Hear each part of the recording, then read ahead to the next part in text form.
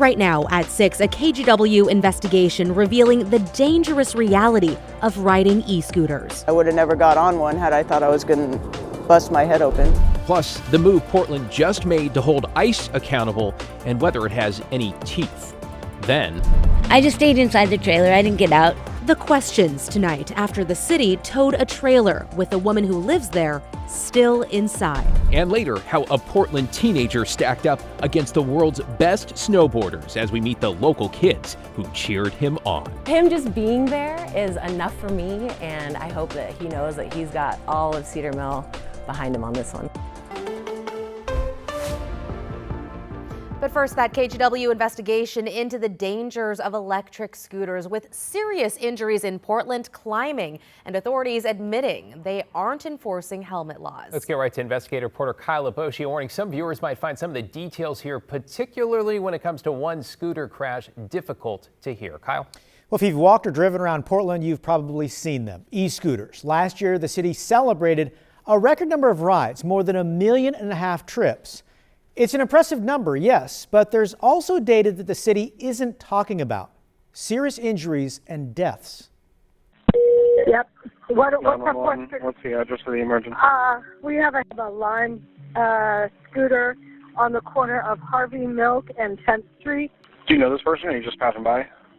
We're just standing on the street and they missed it on the Lime scooter. When Celia Curry regained consciousness, she was surrounded by strangers. I saw a bunch of blood on the sidewalk. I didn't even realize it was my own. I was pretty good concussed. The 44-year-old crashed headfirst on the pavement just moments after renting a Lime scooter in downtown Portland. I don't know that there are any rules. I didn't see any rules. It just take your payment and let you go. At the hospital, doctors closed a deep head wound with 13 staples. I would have never got on one had I thought I was going to bust my head open. Shared e-scooters first arrived in Portland 7 years ago and have since become a permanent part of the city's transportation system. Last year alone, riders took more than 1.5 million trips on Lime and Lyft's Biketown scooters. But as ridership climbs, so do crashes. 4 people died in Portland while riding e-scooters last year, 3 of them on Lime scooters. And new data from the Oregon Health Authority obtained by KGW shows that serious e-scooter injuries in the Portland area jumped from 127 in 2023 to 185 just 1 year later. In the first 9 months of 2025, hospitals treated 198 injured riders. Would you ever ride an e-scooter? No. Dr. Robert Cloutier, professor of emergency medicine at OHSU, says he's seen everything from busted ankles and broken wrists to injuries that can change someone's life forever. I personally have seen somebody paralyze themselves from colliding in a car from an e-scooter. The most serious often involve the head and neck. Can helmets make a difference? A massive difference. If you choose to ride these scooters, please wear, at the very least, wear a helmet.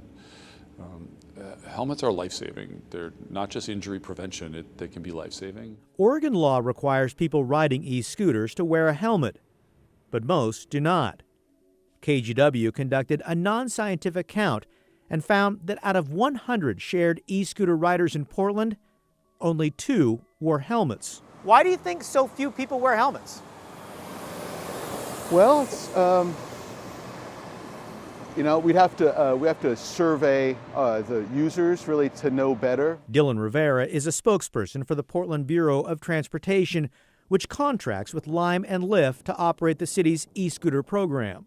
It really comes down to education at this point. PBOT's role is not on enforcement. Both Lime and Lyft encourage riders to wear helmets and follow traffic laws, with warning decals on their e-scooters and messages on their apps.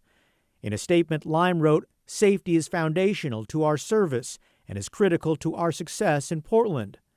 Lyft said it is committed to promoting safe riding practices across our Biketown networks and provides helmet recommendations before every ride. There is no culture of helmet wearing, and frankly, the industry pays lip service to this. Former Washington State Transportation Secretary Doug McDonald argues cities that sponsor shared e-scooter programs and the companies themselves need to acknowledge the risk and educate riders. You cannot find in any of these cities a public program that says, if you're going to ride a scooter, know that you are potentially threatening your life if you don't wear a helmet. McDonald believes cities like Portland are too focused on promoting this fast-growing service and overlooking the fact people are getting hurt. E-scooters are really emerging and proving themselves to be a convenient, low-carbon, largely safe transportation mode. The city of Portland has a financial stake in the success of e-scooters.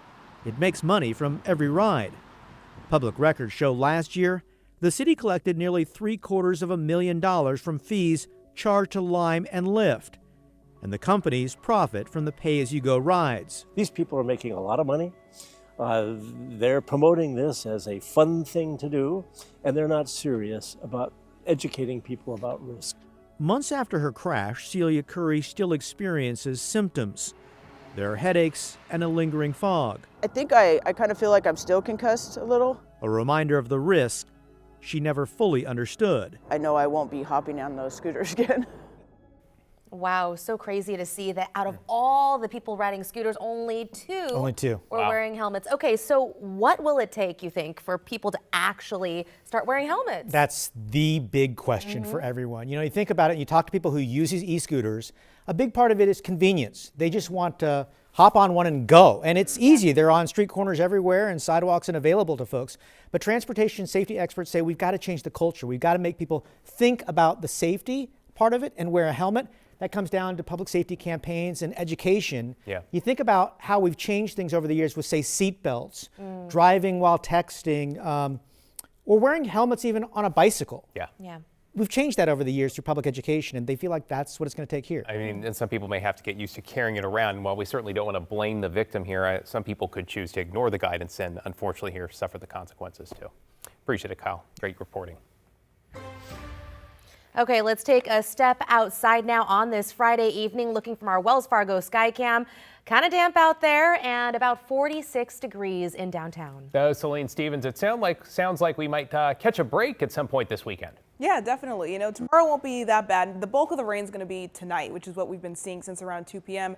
Right now, temperatures in the mid-40s, 47 right now. Those winds coming out of the southeast at 9 miles per hour. But taking a look at our radar, like I said, after 2 p.m., we started to see that rainfall pushing into our area, and it's been pretty consistent since then. Obviously, some areas, we have the yellow and the red there, getting hit with heavier rainfall all of a sudden at some parts of the day. But again, it's not consistent heavy rainfall. It's just sort of spurts of it. In Portland, it's been mainly light throughout the majority of the day. And looking at rain totals, we're almost at a 1/10 of an inch now at this hour, just after 6 o'clock. Looks like places like Vancouver have hit that 1/10 of an inch mark. Hillsborough just a little bit over that. Along the coast, Astoria seeing 6/10 of an inch of rain. So certain areas along the coast definitely getting hit harder. Again, we're at the 1/10 of an inch mark right now. And that's going to continue throughout tonight. Around 9 p.m. we'll get a break. But then we get into Saturday and Valentine's Day. We're dealing with some scattered showers on and off throughout the day. But as you can see, it's very minimal and very light. And the good news is, as we get into Sunday, that's when things are going to dry up just for about 24 hours. Before then, we're hit with even more rain. But we'll talk more about that later. All right. Thanks, Celine. See you in a few.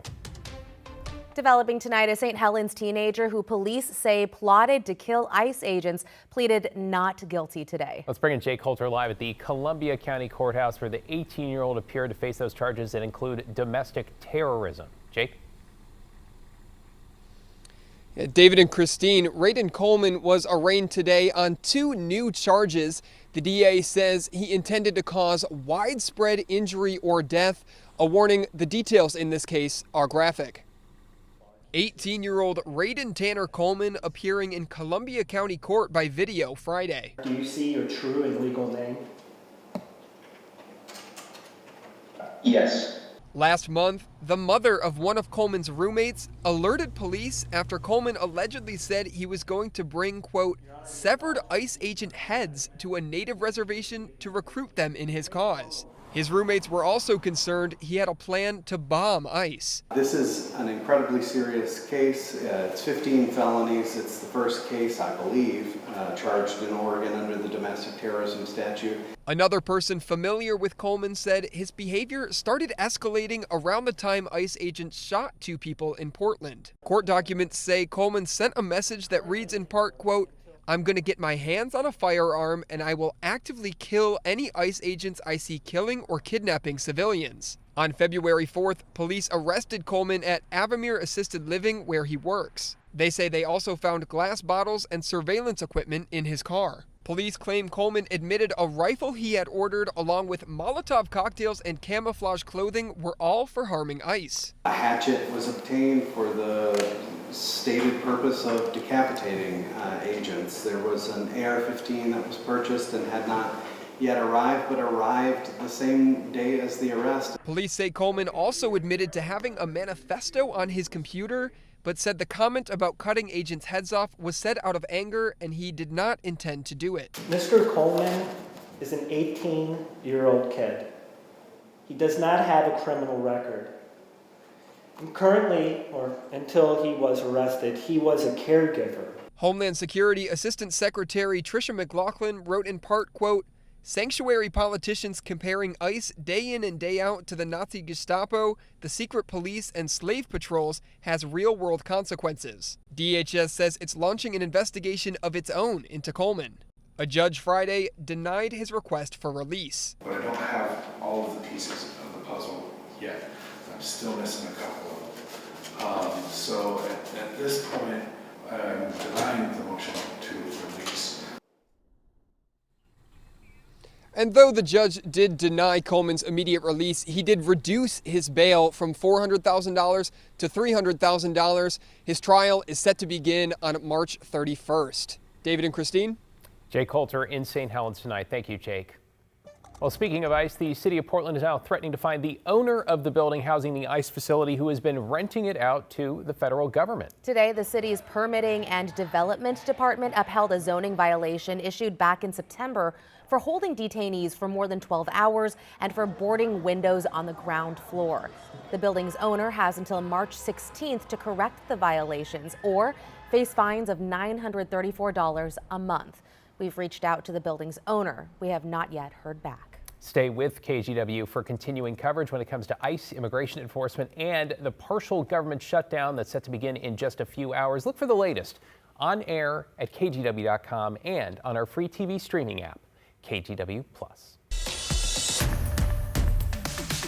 In your headlines, the DoorDash driver accused of stabbing a woman after trying to sexually assault her has been arrested in California. Authorities found 62-year-old Daniel Ray Myers in Bakersfield.